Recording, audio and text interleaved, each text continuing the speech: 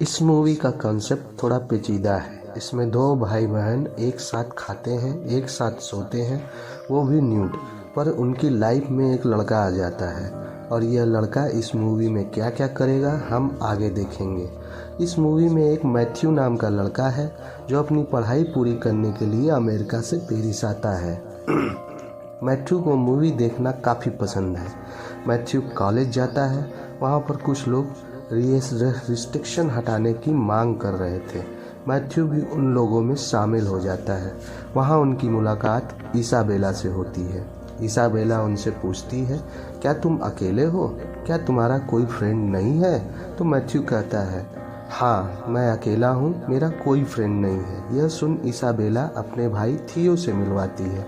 इसके बाद यह सब दोस्त बन जाते हैं। वहीं जो लोग प्रदर्शन कर रहे थे, पुलिस आकर उन सभी लोगों पर लाठीचार्ज कर देती है।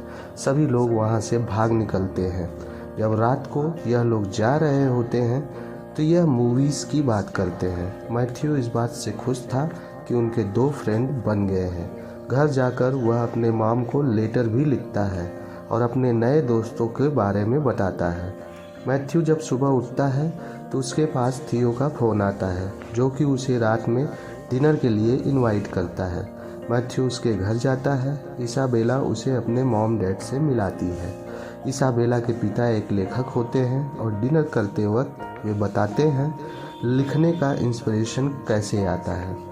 लेकिन मैथ्यू का ध्यान उनकी बातों पर नहीं होता है। यह देख इसाबेला के पिता गुस्सा हो जाते हैं।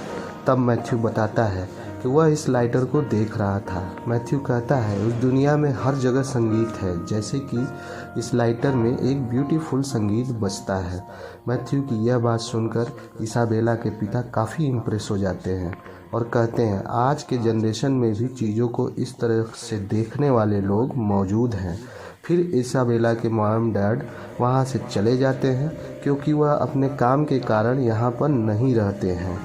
लेकिन जाने से पहले वह अपने बच्चों के लिए चेक छोड़ जाते हैं। रात में तीनों एक जगह पर बैठे होते हैं। तभी इसाबेला मैथ्यू को किस करती है और यहीं रुकने को कहती है और रात को मैथ्यू वहीं रुक जाता है। रात को मैथ्यू की नींद खुलती है तो मैथ्यू देखता है इसाबेला के रूम में इसाबेला और थियो न्यूड ही सोए हुए थे। यह सब उसे बड़ा अजीब लगता है। सुबह होती है तो इसाबेला मैथ्यू के आइस में किस करके उसे जगाती है। मैथ्यू उससे पूछता है यह तुम क्या कर रही हो? तो वो कहती है वह थियो को भी इसी तरह जगाती है। मैथ्यू को उनकी सारी हरकतें बहुत अजीब लग रही थी। इसके बाद इसाबेला मैथ्यू को बाथरूम में ले जाती है जहाँ थियो न्यूड ही खड़ा था। इसाबेला और थियो दोनों एक साथ ही पैदा हुए थे, इसलिए वह एक दूसरे को अलग नहीं समझते थे और एक दूसरे से शर्म भी नहीं करते थे। तब थियो मैथ्यू से कहता है तुम तो अकेले ही रहते हो, तुम चाहो तो हमारे साथ रह सकते हो। यह सुन मैथ्यू उनके पास ही रहने लगता है। एक दिन ये लोग गेम खेलते हैं। एक आदमी मूवी का डायलॉग बोलेगा और दूसरे को उस मूवी का नाम गेस करना होगा और अगर वह मूवी का नाम नहीं बता पाता है तो उसे डेयर दिया जाएगा। यह थियो एक मूवी का सीन करके दिखाता है। मैथ्यू और इसाबेला को कुछ समझ नहीं आता है। इस पर थियो उन्हें चैलेंज देता है कि तुम दोनों को मेरे सामने ही इंटीमेट होकर दिखाना पड़ेगा। तभी गेम के हिसाब से इसाबेला अपने सारे कपड़े उतार देती है। यह देख मैथ्यू बहुत शॉक हो जाता है। इसके बाद मैथ्यू बाथरूम में भाग जाता है। जब वह बाहर आता है तो थियो उसे पकड़ लेता है। फिर ये लोग मैथ्यू के सारे कपड़े उतार देते हैं और उन्हें इसाबेला के एक फ़ोटो मैथ्यू के जेब से मिलती है जो उसने छुपा रखी थी। इसके बाद मैथ्यू इसाबेला के साथ इंटीमेट होता है। यह इसाबेला का फर्स्ट टाइम था, इसलिए उसे काफ़ी पेन होता है, लेकिन फिर भी उसे मैथ्यू का साथ अच्छा लगता है। मैथ्यू जब उसके साथ फिर से इंटीमेट होता है तो मैथ्यू उससे थियो के बारे में पूछता है, तुम लोग ऐसा कैसे रहते हो? इसाबेला मैथ्यू को बताती है वे दोनों एक साथ जन्मे थे, इसलिए वह एक दूसरे को अलग नहीं समझते, लेकिन उसमें कोई भी फिजिकल रिलेशन नहीं है। यह सुन मैथ्यू इसाबेला से कहता है अगर इन सब के बारे में तुम्हारे पेरेंट्स को पता चला तो क्या होगा? यह सुन इसाबेला कहती है अगर ऐसा कुछ हुआ तो वह अपनी जान दे देगी। कुछ दिन बाद इसाबेला और थियो के पास पैसे ख़त्म हो जाते हैं क्योंकि वह काफ़ी अय्याशी करते थे। वो महंगा खाना और महंगी वाइन पीते थे। इसी वजह से यह लोग कमाना स्टार्ट कर देते हैं। एक दिन मैथ्यू और थियो नहा रहे होते हैं, तभी वहाँ इसाबेला आ जाती है और उनके साथ ही नहाने लगती है।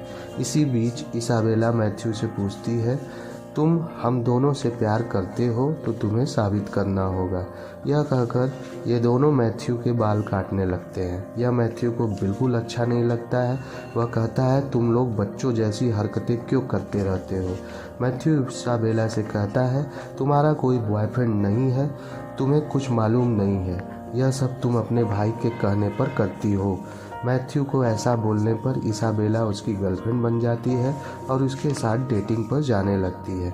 वहीं दूसरी तरफ थियो भी एक लड़की को डेट करने लगता है और उसे घर लाकर उसके साथ इंटीमेट होता है।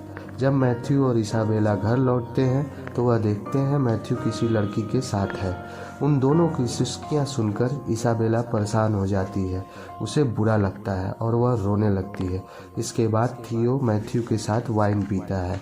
मैथ्यू कहता है तुम्हें पता नहीं है देश की हालात कैसी है, जब तुम बाहर जाओगे तब तुम्हें पता चलेंगे। इसी बीच इसाबेला वहां आकर हाल में लगे टेंट में ले जाती है और मैथ्यू को बताती है जब वह छोटे थे तो वह इस टेंट में न्यूड ही सोया करते थे। इसके बाद तीनों न्यूड होकर टेंट में सो जाते हैं। अगली सुबह इसाबेला के मैम डैड वहां आ जाते हैं, जो उन्हें न्यूड सोता देख हैरान रह जाते हैं, लेकिन वह उन्हें उठाए बिना ही चेक साइन कर चले जाते हैं। इसके बाद जब इसाबेला उठने के बाद चेक देखती है तो उसे पता चलता है कि उसके मैम डैड यहाँ आए थे और उन्होंने इसाबेला को इस हालत में देख लिया है। अब इसाबेला गिल्ट फील करने लगती है। अब वह अपने मैम डैड के सामने कैसे जाएगी, इसलिए वह सुसाइड करने के लिए निकल जाती है।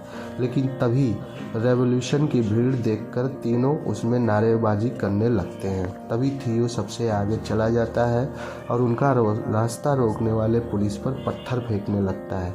मैथ्यू उसे रोकता है पर वह उसकी बात नहीं मानता है। इसाबेला भी थियो का साथ देने लगती है और मैथ्यू भी वहां से चला जाता है। इसके बाद पुलिस फोर्स तभी लोगों पर लाठियां बरसाने लगती है।